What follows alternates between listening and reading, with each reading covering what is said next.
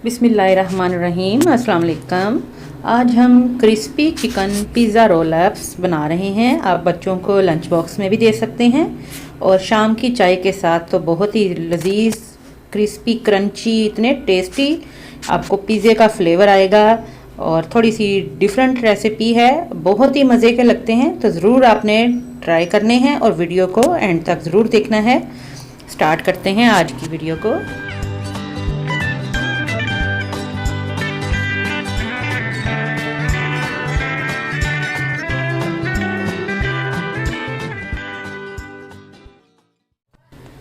सबसे पहले हम 2 टेबलस्पून जितना ऑयल लेकर उसके अंदर लहसुन अदरक का पेस्ट डालेंगे और इसको हम सौते कर लेंगे।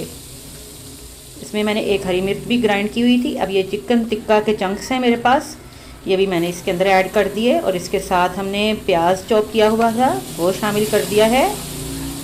आंच हमारी जो है मीडियम टू हाई फ्लेम पे है। साथ ही अब इसमें ओरिगेनो, ब्लैक पेपर और रेड पेपर जो है वो मैं इसमें ऐड कर रही हूँ, इसको पिज़्ज़ा का इफेक्ट देने के लिए। टमाटर भी शामिल कर देंगे, टमाटरों के बीज निकाल के तो छोटे छोटे इसके क्यूब्स काटे हुए हैं। शिमला मिर्च भी इसमें शामिल कर देंगे, ये भी छोटे छोटे पीस काटे हुए हैं हमने। एक शिमला मिर्च है, एक टमाटर है और एक ही प्याज है। अब ये इसमें पिज़्ज़ा सॉस मैं इसमें शामिल कर रही हूँ और अच्छी तरह से इसको मिक्स करके भून लेते हैं। मीडियम टू हाई फ्लेम पे है। अब 10 मिनट इसको ठंडा होने रखते हैं।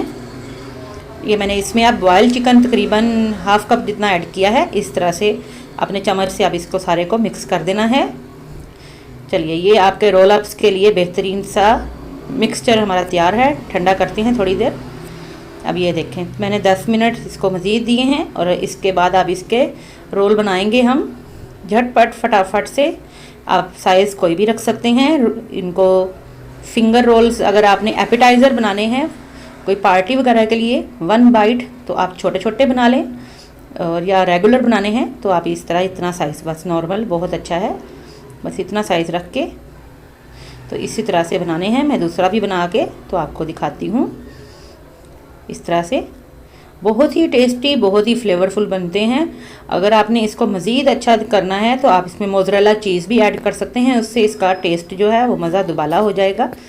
ये देखें, इतना साइज़ मैंने रखा है। अब ये अंडा एक फेंट लिया है हमने और इसके साथ हमने ब्रेड क्रम्स रखे हुए हैं, फ्रेश ब्रेड क्रम्स हैं।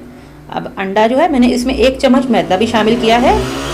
मैदा शामिल करने से ज़रा ये इसकी कंसिस्टेंसी थोड़ी थिक हो गई है अंडे की।